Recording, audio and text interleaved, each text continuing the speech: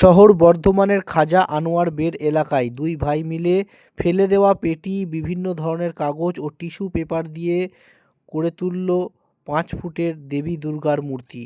সম্পর্কে তারা দুই ভাই একই মায়ের সন্তান, একজন চতুর্থ শ্রেণীতে পড়ে, অপরজন পঞ্চম শ্রেণীর ছাত্র।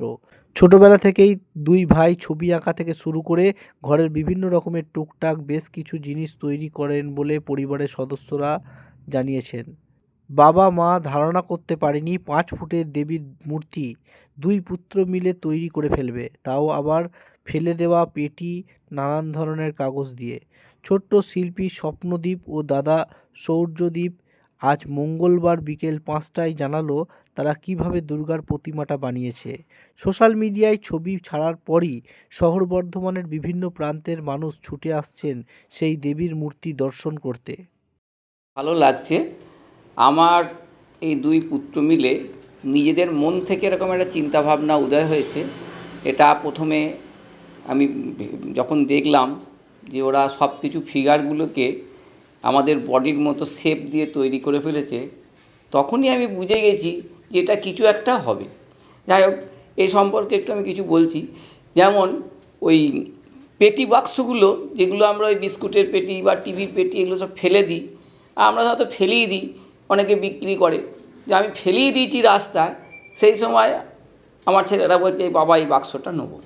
আমি কী করবি, ঘরে নোংরা করবি, এসবগুলো নিয়ে সে জোর করে নিয়ে এলো। যে সেই পেটি বাক্স কেটে কেটে ওরা আরম্ভ করলো। এর আগে রথের সময় ওরা পেটি বাক্স কেটেই জগন্নাথ করেছিল। যেমন রথের দিনে যেমন মা দুর্গার একটা খুঁটি পুজো হয়, সেটা যেন ওরা একটা শুরু করে ফেলেছিল, কিন্তু তখন আমি ওটা বুঝতে পারিনি। তারপরে যখন ওই পেটি বাক্সগুলো কেটে কেটে নানান ওই আবার পাড়ার দোকানেও যাচ্ছে, কোথায় পেটি বাক্স আছে, রাস্তাতে একটা দেখছে বিস্কুটের বাক্স পড়ে আছে, কুড়িয়ে নিয়ে এলো। কুড়িয়ে নিয়ে এসে ওটাকেই তাকে পরিষ্কার করে আবার তাকে লাগাতে লাগলো। যাই হোক, এইভাবে ওরা এগিয়ে চললো। এগিয়ে চলতে চলতে আমাকে বললো বাবা একটু আমাকে রঙ এনে দাও। রঙ এনে দিলাম, ফেভিকল আটা এনে দিলাম। আমি বললাম ফেভিকল না দিয়ে জোড়ালে কিন্তু এটা থাকবে না এগুলো। যাই হোক, রং টং এনে যখন মায়ের মুখটি করেছে, বললো আর ঘরে সরস্বতী পুজো হয়, দেবী মূর্তি আনা হয়, সেই দেবী মূর্তি দেখে ওদের মনে হয়েছে দেবী মূর্তি। মায়ের মুখটা দেখি আমার তখন থেকেই হয়ে গেছে যে আমার বাড়িতে মা দুর্গা চলে এসেছে। দুর্গা পুজো করতে প্রচুর টাকা খরচা। জীবনে কখনো ভাবিনি যে বিনা পয়সায় দুর্গা পুজো করা যায়।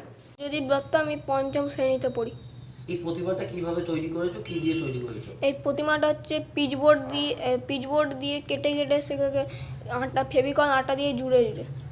কোনো আর্ট শিল্পের সঙ্গে জড়িত রয়েছে? হ্যাঁ, আমি আঁকা শিখি এবং গান শিখি।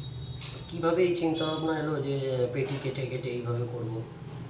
আমার জেঠু অনেক ধরনের হস্তশিল্প করেন, সেগুলো দেখে আমরাও ভাবলাম যে আমরা অনেক কিছু দিয়ে কিছু করি, সেই থেকেই করলাম এটা। কতদিন সময় লেগেছে? এটা 2 মাস। 2 মাস সময় লেগেছে। এবং নিজে তৈরি করার পর, যখন থেকে তৈরি করছিলে, তৈরি করার পর যখন একটা জায়গায় দাঁড়ালো, সেই জায়গায় নিজের কীরকম লাগছে? সেই জায়গায় নিয়ে অনেক ভালো লাগছে।